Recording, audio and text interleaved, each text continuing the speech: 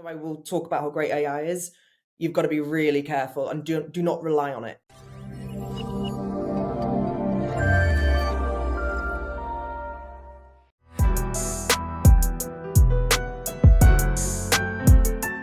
Hey everyone, welcome to On The Go with Manav. I'm your host, Manav, and today I'm here with Robyn D'Arcy.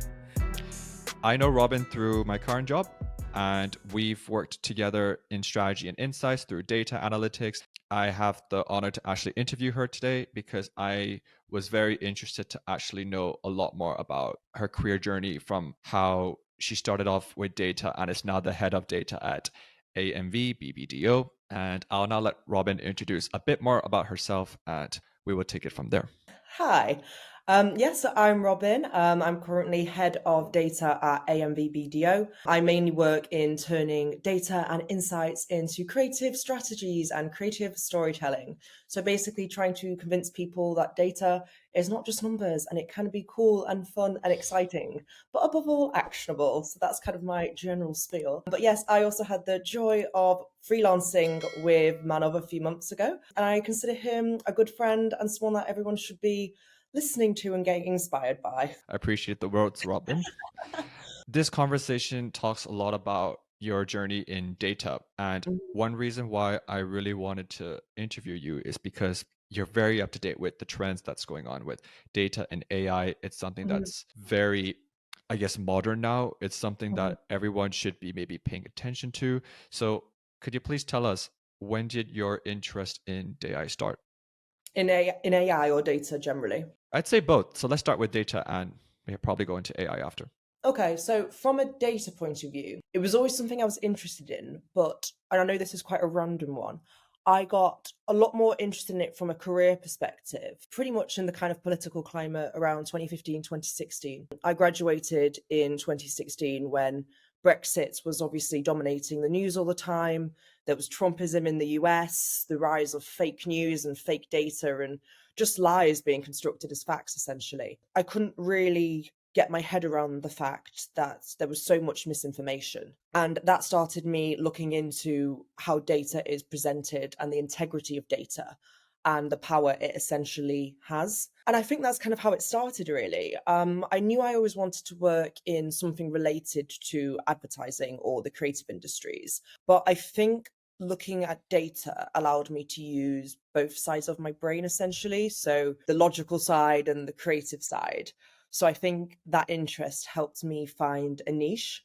But essentially, yeah, I worked in SEO and freelance copywriting whilst I was at university. My degree was in absolutely no way related to data. I did French literature at UCL. I think everyone assumes I did statistics or computing, but no, French literature at UCL. But I started copywriting and working in SEO analytics to survive being a student with zero money for 4 years in London. And then, as I say, I graduated into this climate where I just felt really uncomfortable with the way that things were in the UK, and I couldn't understand the way lies were being construed as facts. And I think it was those two different elements, the freelance work whilst I was at university and graduating into that climate, that got me really interested in how data could be used for good and for bad, and how ultimately it is power.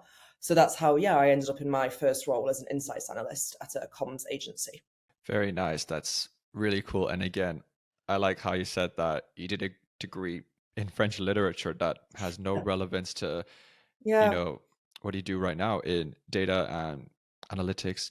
And how did your interest in AI begin? Because again, AI is something that's now just blowing up continuously. And because I know from a friend's point of view, you also like to talk a lot about AI towards me. And I'd like to know, more about, so when did this interest start? Did this come through data? I'd say so. I mean, I feel at the moment we're kind of acting like AI is something new. Obviously, every time you've used a chatbot on a website, you've used AI to an extent. So I feel at first that it's not something that's new.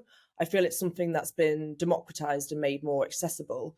which is great, although obviously it has its ethical implications and its risks that we can get to. But what I've really become borderline obsessive with at the moment is using AI for kind of medium conversion. So from a analytics point of view, we can obviously condense huge amounts of data, and that can be cultural data, social media data, search data.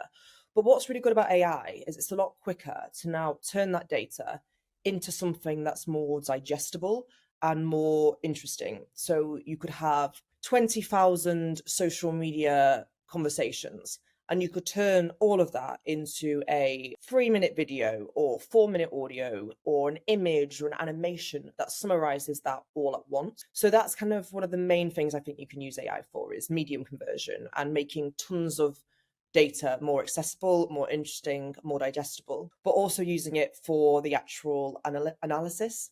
So it could be, I feel like in the past it would have taken longer to, say, turn a lot of data into the top 10 segments or the top 10 clusters, or to pull out the key insights. But now it's quicker to use AI to do that. Obviously, though, you always have to be very aware of the fact that AI is not perfect. It does quite literally hallucinate sometimes. So from a data analysis point of view, I would never trust it entirely. I would always rely more on human insights and human interpretation, but I feel it does help as a starting point. Now, throughout your journey or career in data and with AI, as you mentioned, what would you consider the most interesting project if you had to tell, people, so that I worked on this and it's just been something that's been very memorable, or it just stands out to you, if I had to tell you or ask you right now? That's the hardest question, Manav. That's the hardest question. I think it really, really varies. As anyone who's worked in data within advertising in particular will know, no 2 days are the same. So you're doing a multitude of different projects all of the time. Off the top of my head, a few of that have jumped out is using data from a cultural perspective. So for instance, looking at the ways in which culture is presented and we perceive it. So that might be, for instance, looking at the way that the press treat male violence against women, how that's portrayed, or looking at the way that TV shows, music, film portray certain movements and what that tells us about society and the way it's presented. So I feel like a lot of my favorite work has been related to culture itself and what that tells us. Other things I've really enjoyed working on are probably around emotional analysis, auditing different brands in comparison to competitors, and seeing really where any white spaces are or any blind spots in what our current client could be doing. I obviously can't really name specific clients, but it has been extremely, extremely varied. And I think that's what I've always liked most about data. I wish I could kind of say a bit more on that, but I can't really name particular clients. But as a general point of view, I'd say anything that lets you see what a consumer is thinking, but also how that relates to general culture, how that is benchmarked against competitors, and ultimately what that shows us about where a brand is within culture, how their consumers perceive that brand, and what matters to that consumer.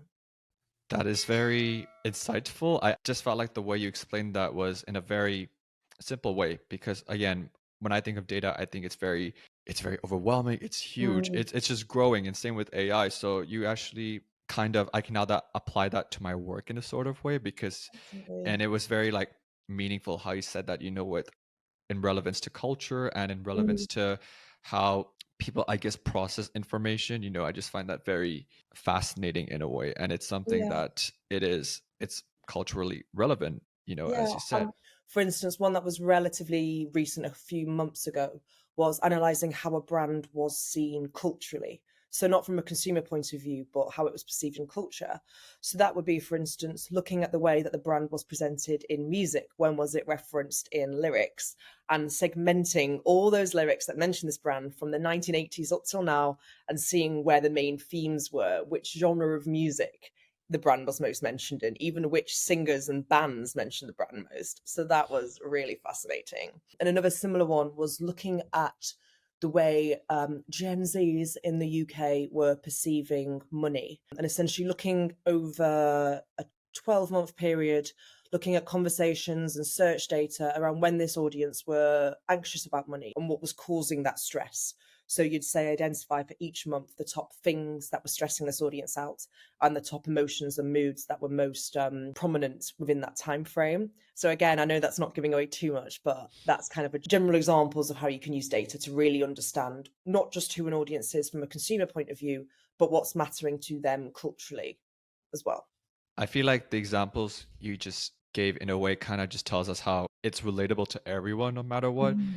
As a Gen Z as well, living in the UK and obviously throughout this cost of living crisis, I find it just very interesting how you're able to research or actually collect data on something that just represents everyone. It's not just like generalizing. It's just something that no matter what you find, someone can actually understand that fact or kind of get that information in the end, and they'll be like, oh, I did not know about this, thanks for letting me know, and Yeah. just right away.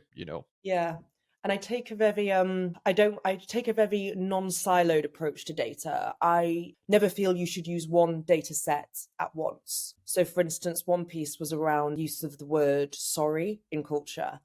And that involved looking at men versus women referring to I'm sorry on social media, obviously once sarcasm and memes have been removed. But we also looked at the way that that word was used in music, on TV, in films. So we'd look at like the 5 most streaming shows on Netflix with like an equal gender cast, and then split how many male characters versus female characters use the words I'm sorry, and then showed the vast the vast proportions that were more aligned with female characters. And it gave me one of my favorite insights of all time, was that the only medium in which men use the word I'm sorry more than women is music, and they use it over twice as much as women. So that's one of my favorite insights of all time.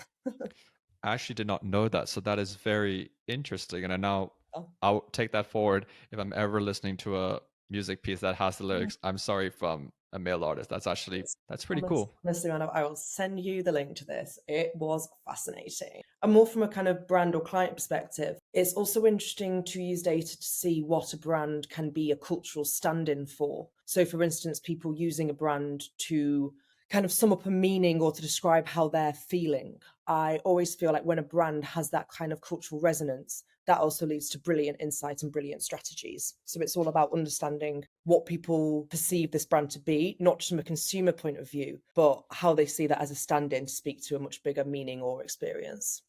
Okay. I kind of now want to move on in the fact that you've talked a lot about your interesting piece of work with data and AI. And now I want to translate that into your achievements. And I want to ask now because I saw on LinkedIn that you actually were shortlisted in 2021 on the Data IQ Award for under 30. And recently this year, you actually found out that you got shortlisted or you got a Pitch Super Person Award this year. So this was in like the women's right industry. So could you please tell us a bit more about it? Or would you actually consider both of these awards to be your achievement? Yeah, I think thank you. I think they're both definitely up there for sure. I mean, I was really proud to have the Data IQ in 2021 and the Pitch Super Person this year. With the latter in particular, I think that was mainly around speaking, I think, for women in data and trying to raise awareness of certain cultural issues that pertain to the creative industries, particularly the fact, for instance, that there's a massive data gap when it comes to information about women. For instance, and this is something that's quite specific, but is very much a big part of the work I do. There's a massive data gap when it comes to male violence against women. So I've worked in the past on trying to fill that data gap and make services and information more available to help survivors and women more generally. So I've not been told the reason why I won that yet, but I believe that is probably something that the work I've done, the data journalism I've done, around women, particularly in the creative industries. And I think a lot of it might as well just being a woman in data, which still is not super prominent yet, but I think it's definitely getting there. But yeah, I'd say my biggest achievement is a lot of it is being published in certain publications and getting to work with really brilliant people. I see the people I get to work with as a big achievement in itself, because you're always learning from those around you. So yeah, I see that getting to work at places like AMV BBDO and places I've worked in the past and all the brilliant people I've met, I see being able to be in a room with them as an achievement in itself. That's great to hear that. And I'm very happy that throughout your journey, a lot of the things you've worked on, it kind of goes to show that with your degree as well, that you can do something completely different and actually make such an impact and yet alone get nominated and, potentially actually win an award, which is great. Definitely. Thank you. I mean, I was going to mention as well, like, I feel a lot of people think that the degree you do will then make you siloed into a specific career. And when I've talked about my degree, it's French literature was condensing essay after essay, book after book after book. What is that if not analyzing a lot of information and turning it into a narrative? It's the same skill set. And for women in data, when I first graduated, I always wished I'd done computing or statistics. And I went to a girls' school where that wasn't really floated by me as an option. And I regretted not having that as an option for me. But now I look back and I don't regret that now, because the skills I learned in that degree, I feel like I've translated into my actual job. I'm glad to hear that, because I feel like no matter what you're learning at whatever stage in your career, I did psychology as well. I Mm-hmm. find it so useful in what I'm doing right now. And I feel like no matter what degree, I don't consider it worthless at Yeah. all. You'll actually be grateful in the future in some way that it'll actually help you in one stage or even Yeah. more in your life. Yeah. Like, don't limit yourself. Like, your degree isn't like your final destiny. Like, you can do anything with any degree now. So don't worry. You don't even need a degree. Like, don't worry about it. Yeah, totally. Now, we've talked about your success. I kind of now want to go into how did you deal with situations throughout your career that might have been like bumpy? Was this maybe during COVID time? Was this working as a freelancer? As for freelance, I really enjoyed freelancing. I don't think I'd have left for any other role or at any other company than the one I'm currently in. I did really enjoy it, but it is challenging at first, because you've got to manage, especially if you're doing numerous jobs at once, you've got a lot to manage in terms of your time and your tax. And I'd say going into that at the beginning, the admin was quite challenging. But if anyone's thinking about doing that, it's always something I'd recommend people trying at least once in their career. And a lot of the perceived challenges from that, I think people think you won't necessarily be able to find the work you need. But to anyone wondering about going freelance, and I've had a few friends who have had the same experience as me, a lot of it will come to you. A lot of it will come from your old contacts that reach out to you. A lot of it will come from just people you know, without you even having to try too hard or look too hard at the beginning. I feel that challenge stops a lot of people making the jump. But in my experience and that of the people who have done similar to me, I don't think that should ever be the reason not to do it. I think it should be something to be aware of, but I don't think it should ever be a complete obstacle. So they're probably the biggest things that I've found to be challenging. In COVID as well, I think if you work in the creative industries, I feel like flexible working is really important. But I do think that the biggest challenge when we were all at home all the time was you miss the ability to brainstorm, you miss the ability to collaborate. It's not the same calling someone and having a virtual board. I think you're always better having a whiteboard and writing all your ideas all at once. But I feel like in COVID, you couldn't do that at all. Whereas now you can do it 2 or 3 times a week when people are in the office. But at home, when you're never there together, I found that the hardest, collaborating with my team, essentially. Wow, that is very, again, you don't really know what people are going through So I think even during Yeah. COVID and with that whole flexible work policy, Mm. I find it, and I think a lot of people now, there's been like a shift in, Yeah. work standards in a way. Yeah. Some people, like, I still prefer coming to the office just because Mm. I like to communicate more. And I know, for example, it makes such a big difference when you're Yeah. working at home as well. Yeah, I never think it should be everyone has to be in the office all the time. I think the flexibility is really good. I just found in lockdown when there was no option to do that, I found myself so much less inspired. Like I get inspired by the people around me at all levels and all teams. And that was the biggest thing for me. And I sometimes just finish the workday and feel really, really flat. I needed that social interaction. I'm too Yeah. much like a needy extrovert. I needed that social interaction of other people to get ideas from and to learn from.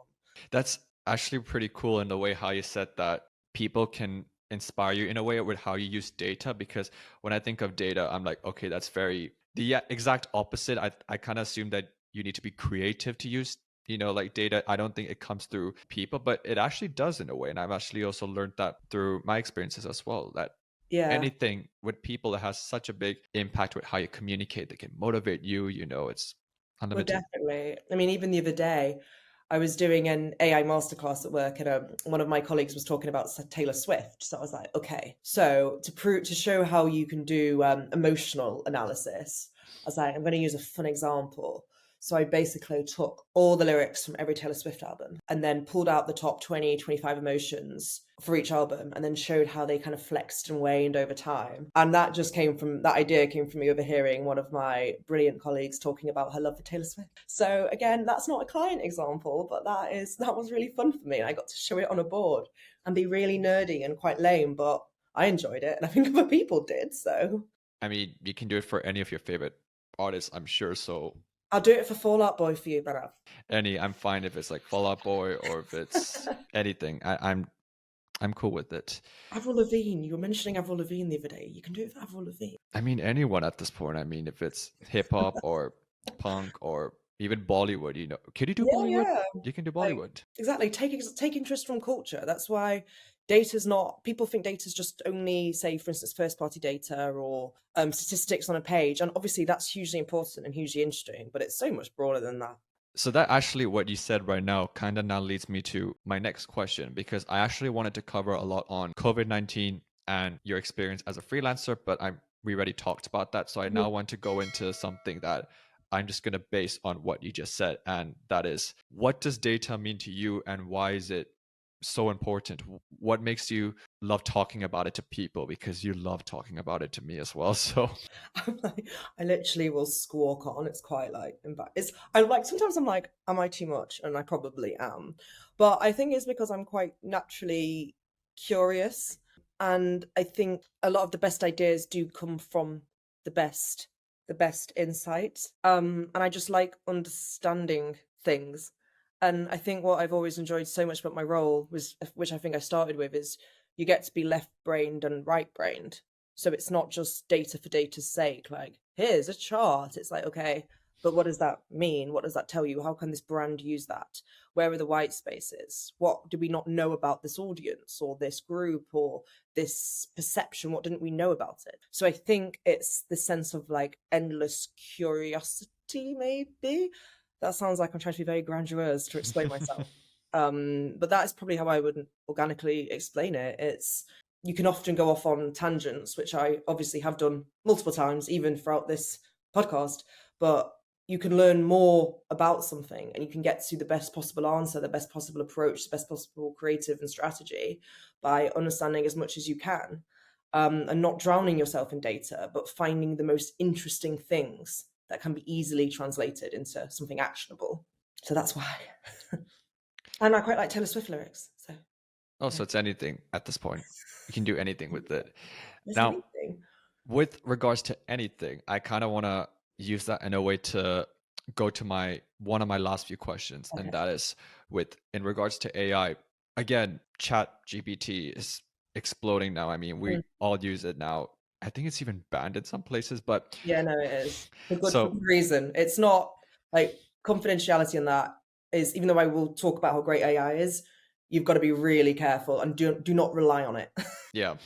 And I want to use that whole way to understand now, how do you think AI, whether that's all the AI tools you potentially use, because again, you told me you would use them so much of your time. Yeah. How do you think that's going to change the way you do data, if not now, in the future? I don't think it's going to change the way I do data analysis much. As I said earlier, it will be more the way I present the data. So 10,000 things that came out of social listening, turn it into a 5-minute audio that summarizes it, or taking 40 top YouTube videos or podcasts or TikTok audios about a topic, segmenting that and presenting it in a 2-minute summary or summarizing it into 10 different themes. So I don't think it will necessarily change the way I analyze data, other than maybe speeding up some parts of it. But I think it will be more about how I present that data back visually, if that makes sense. Yeah, and that's a very simple way, because I thought it was going to be something like, oh yeah, it's going to completely change, but I just like how you said that. No, that's not the case. It's going to Yeah, be, it's just what you're doing right now, and it's just, exactly. I reassuring. feel I feel it's helped close certain blind spots in terms of data sources you can get access to. So for instance, it's a lot easier now to get transcripts from audio with AI. Like before, that'd be quite manual. And a lot of the things I did before, I'd have to use code or I'd have to, work out myself. Whereas now I can do it a lot quicker. I don't have to code a lot of the time anymore. But I don't think people should be worried about it coming for their jobs in the same way we are. I think AI has brilliant potential, but I don't think it will ever outdo human insight. Could you please elaborate on that? That's actually very interesting how you say that. Okay, so for instance, say you're doing a campaign for a client you've had for years. You can ask AI what that client is known for, or you can ask what people think about that client. But you have all that knowledge in your brain that you've acquired over your time with that client, your time with your colleagues, your knowledge of the culture around you, that AI will not be able to replicate. It's just not going to be the same. AI also, well, at least for a long time, won't be able to analyze social data in the same way or search data in the same way.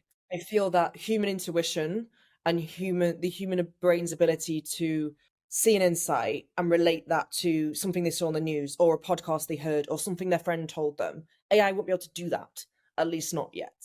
So although I think it's good for starting points, I don't think it's never ever going to be 100% reliable, not at the moment.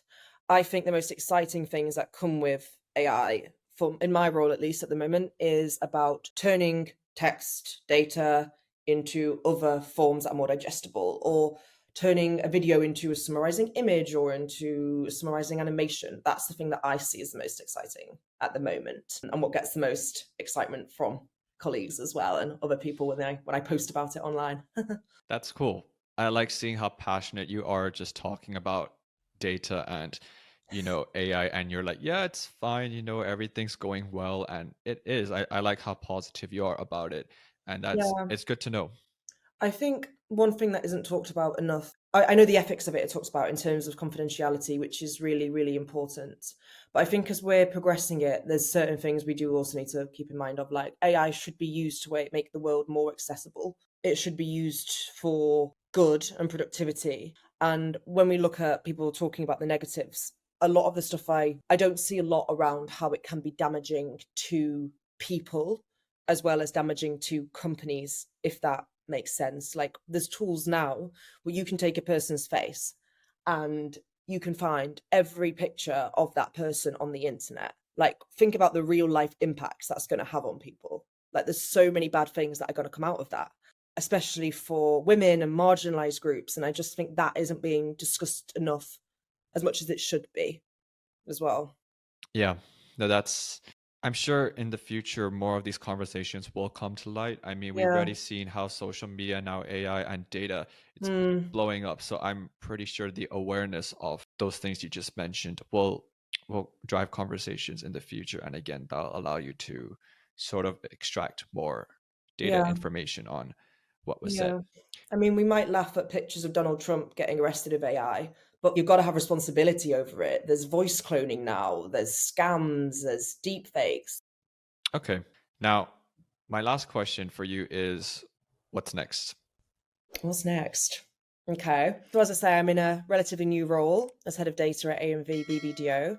And my goal there is just to use data as much as possible to continue the brilliant creative and strategic work that agency has done. I mean, I wanted to work there after I saw their air pollution ad and womb stories and all the brilliant work they've put out there. So that's from a kind of my current role perspective. What's next to me generally, I do quite a lot of pro bono work with different charities, using data to help policy change. And also continuing to do my writing, whether that's full-on data journalism articles or providing data to editors and journalists that will help inform their own stories. So essentially, it's just be getting more people excited about data and what this can tell us about what we're doing right and what we're doing wrong, essentially. So I think that's next, but we'll see. I like that answer. We'll see. And Yeah. again, I'm sure people will definitely be more interested in data because it's all around us. And again, I don't think it's ever going to go away now. It's no matter what. No. But don't be scared of it. Like, don't be scared of data. It's not like, think about it as like Spotify Wrapped, not Cambridge Analytica. Yeah, I'll interpret it in any different way if I have to. But yeah, I mean, first of all, we've now reached the end of this podcast session. Thank you for joining us today, Robyn. It was so nice and an honor to actually interview you and get to learn more about you and actually now appreciate data in a way that I never really thought of before. That's the aim. That is the aim. So if people want to get in touch with you, how could they? My LinkedIn is probably quite easy to find because I have a weird name, Robyn D'Arcy. Just type that in LinkedIn, it will come up. And then on Instagram, I'm Robyn with a Y _D'Arcy. Cool. I'll attach them below so that people can have a look. And for those that are watching, do not forget to subscribe. If you are watching this on YouTube, make sure to give it a thumbs up. And if you're watching it on Apple Podcasts or Google Podcasts or Spotify or any of those platforms, make sure to rate it a 5-star and stay tuned for a new episode coming out very shortly. Thanks for joining us today, Robyn. Thank you. Take care.